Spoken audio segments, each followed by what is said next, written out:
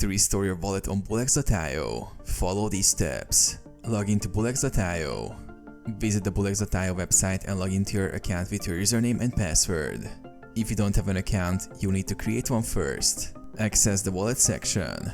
After logging in, go to the wallet section, which is usually found in your profile settings or in the navigation menu. Click Restore Wallet. In the wallet section, look for an option like Restore Wallet or Recover Wallet. This option is typically available for users who need to restore access to a previously created wallet.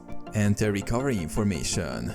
Bulex.io will ask you to enter your recovery phrase or private key that you received when you first created the wallet. This is essential to regain access to your funds. Complete verification.